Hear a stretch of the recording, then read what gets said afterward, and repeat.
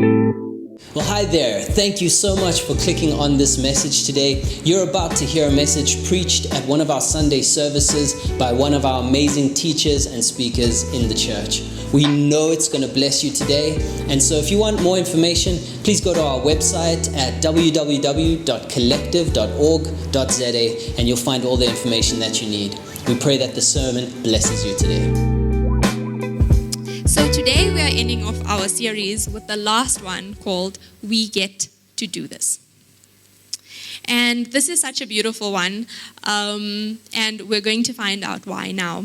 But before we dive into that, I just want to follow in my husband's footsteps, right? Carmen always says to us, she said to us one time, "Pastor, are you ever going to run out of stories to tell in your preachers?" So let me help him out and then tell one of our stories as well. So I'm going to give you a bit of background into our marriage. Okay. So we have the best time together. He really is my best friend. We have so much fun together, and he is my favorite person. Until. Every couple of months, we get to this point in our lives where something makes us forget that any of these statements are true. And that thing is called decision making. So anytime that we need to make somewhat of a big decision, it goes like this. We talk about what it is, and my brain goes, okay, cool. Pros, cons, great. Okay, here's the best solution. Here's why, and here's why the others don't work. Your pastor, on the other hand, needs 10 to 15 business days to process. And don't get me wrong, he really is processing. But he's processing every process of the process. He's processing the pros, the cons, the pros to the cons, the pros to those pros, and eventually he comes out to a solution. And then he realizes there's another option to consider, and we go through all of that again. And then he wants to know, but how do you feel? What do you think we should do? Even though I've told him like 5 months ago, that is how it goes. And eventually he does come out to a conclusion, and usually it's the same one that I got to. So I'm sure that many of you can relate that you are either one of the two, right? Maybe you make quick decisions, maybe you take some time to go through the process and understand everything that you're getting into, and neither of these are wrong. We always get to the same end result, but our processes and the journey to that looks different.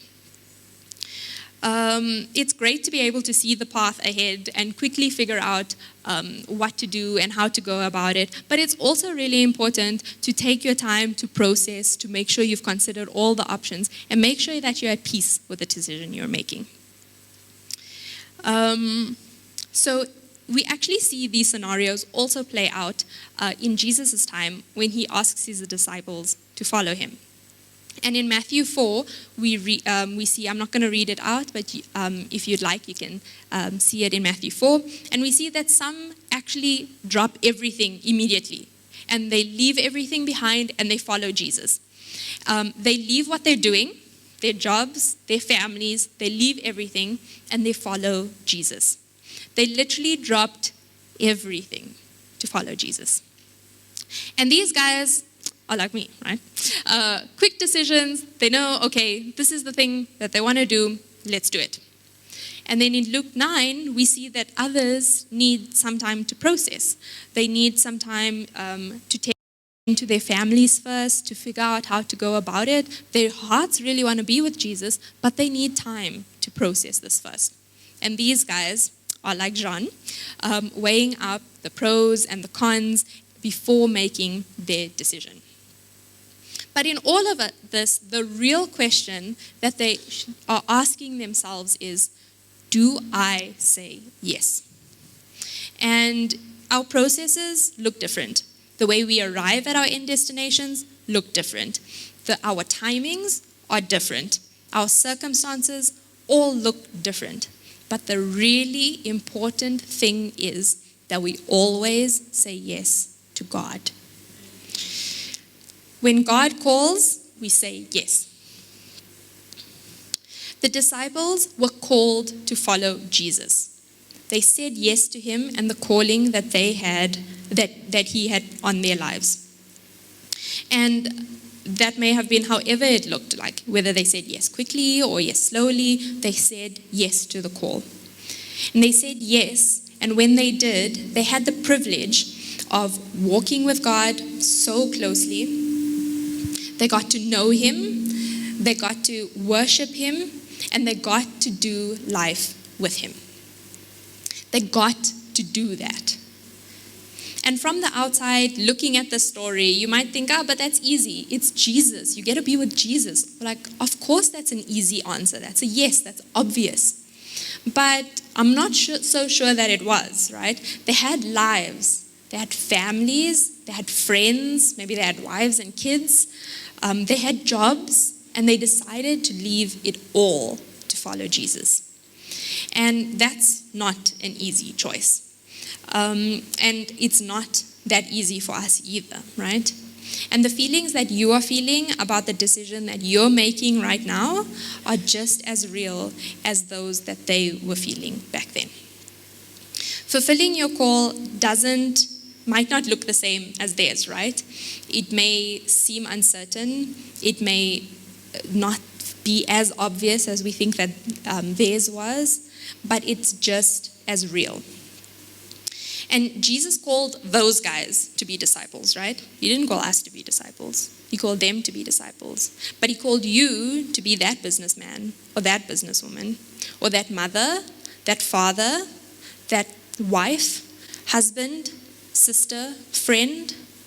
That's what he's called you to do. And you get to do it. He has a calling on your life, and it's just as important as the call that the disciples had on their lives. You don't have to work full-time for a church, right? Us, Pastor John and I and the staff, that's what we're called to do, right? But you don't have to work full-time for a church or for God to fulfill your calling. Each one's calling is unique and personal. And when we say yes to walking so closely with God, to get to know him. We get to fulfill our calling and worship him through that. And we get to do life with him. Doesn't look any different from what they did, right? Your calling should never be something that you have to do. It's something that you get to do. How amazing is that? We walk this amazing and exciting journey with Christ. We get to do amazing things with him and witness amazing miracles.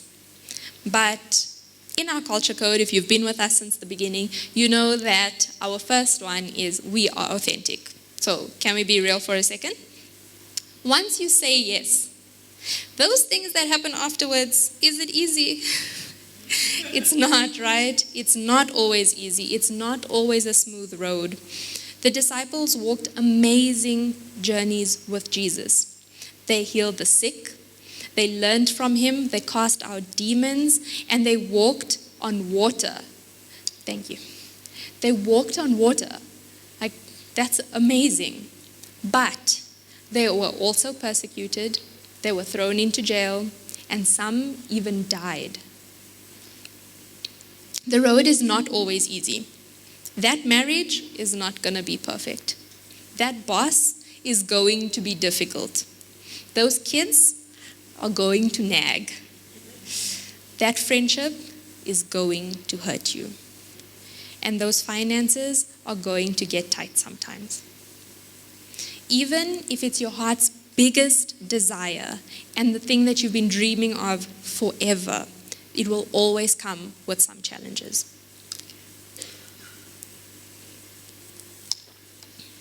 Maybe you've wanted to be married for all your life, and you finally find the right person, the perfect relationship. And no matter how amazing that partner is, it's still going to come with some challenges. Maybe you have your dream job, but it's also going to come with things that you don't always love and don't find easy to do. And when these things start to happen, we start to forget that we get to do it. And we now start to ask the question, do I have to do it? Your gets tos are turning into have tos now. And you no longer get to be a mom. You have to be one. You no longer get to go to work. You have to. And all this time, this feeling is stealing something so important from us that we can't afford to lose. So to help us understand this, I'm going to take us through two stories in the Bible that are really, really similar, but the responses and the results are really different. So first, if you have your Bibles, you can turn to Matthew 11, verse 1 to 6. And if not, it will pop up on the screen. So let's read together. After Jesus had finished instructing his disciples, he went on from there to teach and preach in the towns of Galilee. When John, who was in prison, had heard about the deeds of the Messiah, he sent his disciples to ask him, "Are you the one that is to come, or should we expect somebody else?" Jesus replied, "Go back and report to John what you hear and see. The blind have received sight, the lame walk. Those who have leprosy are cleansed, the deaf hear, the dead are raised, and the good news is being proclaimed to the poor. Blessed is anyone who does not stumble on account of me." So John is going through a have-to moment here, right? He has chosen to follow Jesus, and now things are getting really tough. He's starting to doubt Jesus and who he is, and if he is even the Messiah, even though he knows he is. This is somebody who has walked so long with Jesus, right? So if you don't know, this is Jesus' cousin, right? He's walked from the beginning with him. And he was one of the first people to realize that Jesus is the Messiah, because he realized it when they were both in their mother's wombs. And now his faith is shaking. He's found himself in prison, somewhere where he never thought he would need to be. And you might find yourself in the position where you are finding yourself doubting God. And you don't understand the journey that he's taking you through, and you feel impatient, and you're not able to see the way forward. And your gets-tos are now turning into have-tos. Okay. In Acts, we're going to read again. We see another scenario where Paul and Silas are now also thrown into prison. And that's from Acts 16, 23 to 26. And it says, "After they had been severely flogged, they were thrown into prison, and the jailer was commanded to guard over them carefully. When they received these orders, he put them in the inner cell and fastened their feet to stocks. About midnight, Paul and Silas were praying and singing hymns to God, and the other prisoners were listening to them. And suddenly there was such a violent earthquake that the foundations of the prison were shaken. And at once the prison doors flew open and everybody's chains came loose." So let's contrast the two. In both scenarios, these guys answered the call on their lives and followed Jesus. They had said yes. And in both scenarios, these guys ended up in prison as a punishment for doing the right thing. And in John's story, he remains in prison. He never gets out. And in Paul and Silas's scenario, they are supernaturally set free. So what is the difference between the two? The difference is gratitude. Paul and Silas were praising God even in the middle of a horrible Roman prison. They kept praising God. Why did they do that? They didn't sing because they were happy or comfortable or like getting a spa treatment. Why did they do that? They were praising God because they had gratitude in their hearts. because they were grateful to God for all he was doing in their lives, regardless of the circumstances that they were going through. They kept their eyes on the good that was happening. Even in the first scenario, Jesus is pointing John back. He's saying, but look at the good that's happening. He's pointing him back to the good. And he reminds John that the miracles are happening. The people are getting saved. And God's plan is coming to pass.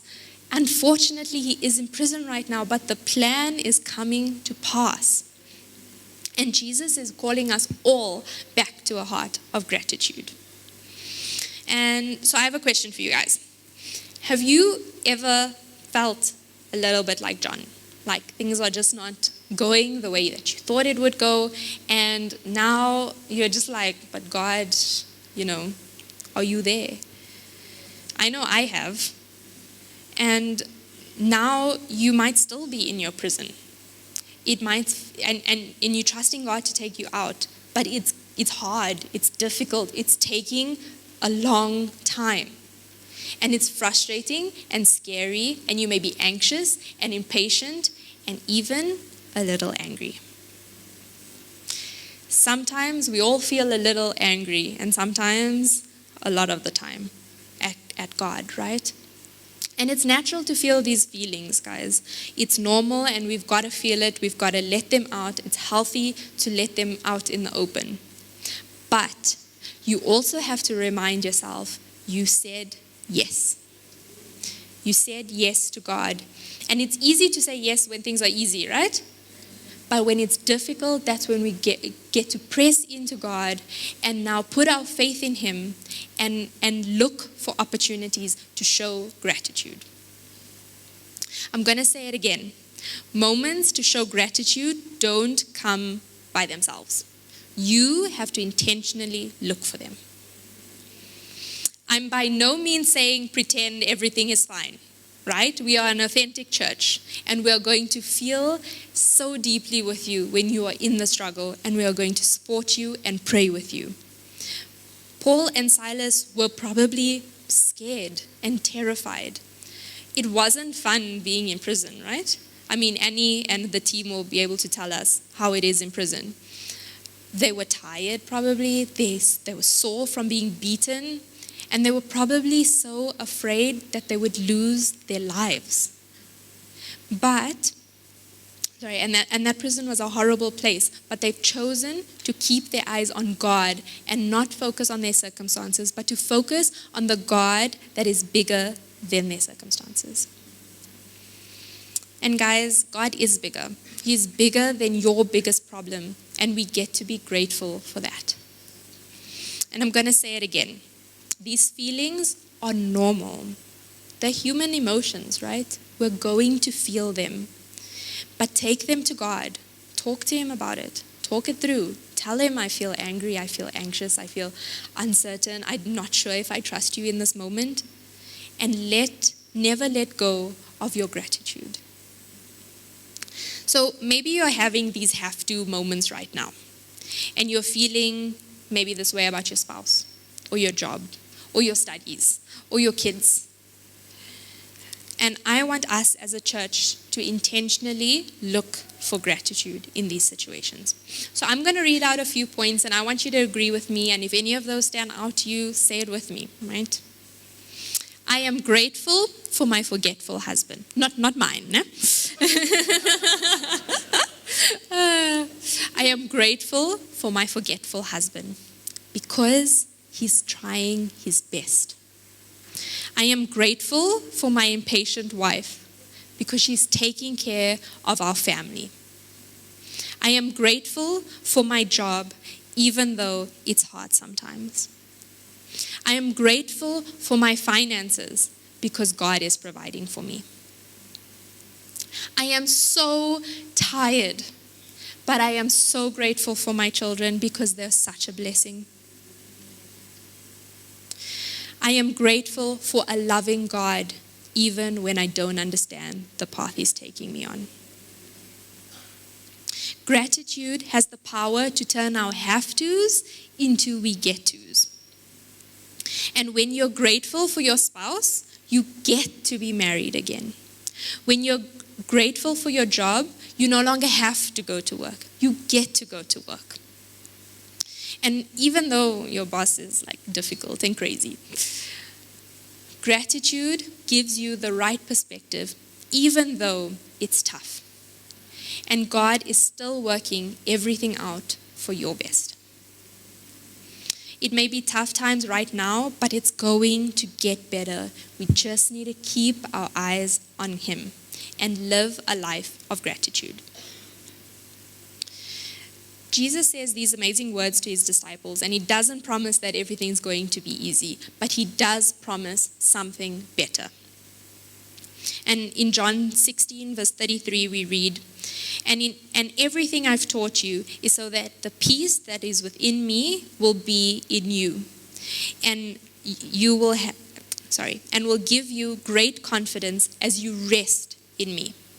For in this unbelieving world you will experience trouble and sorrows, but you must take courage, because I have conquered the world.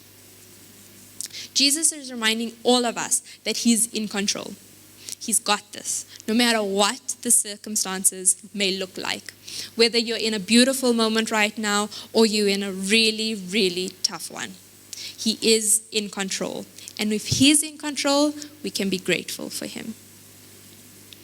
So, what does this look like for us as a church? What does gratitude look like in our church? You don't have to attend church. We get to attend church, and so many people don't have that privilege. We don't have to be part of a connect group. We get to. We don't have to serve. We get to, even when it's not the way we think it should be run. We get to buy into the vision that God has given our senior pastors. We get to build connections. We get to build community. We get to build this church together. And we get to experience God building His church through us. So whether it's in church or your family or your job, we want to remember to show gratitude. In the good times and in the tough times, and sometimes you might be in a moment of struggle right now, and it's difficult. And it's difficult to think of anything to be grateful for. And I want us to pray together for that, for each other, for ourselves. And I want us to pray that God gives us the strength to find something to be grateful for today. And I want us to pray that He gives us the strength to be grateful to what we said yes to when we said yes to Him. And I know it's hard, and right now it might be the hardest thing you're having to do. But we're going to pray together, and we're going to stand together, and Jesus is going to help you through it.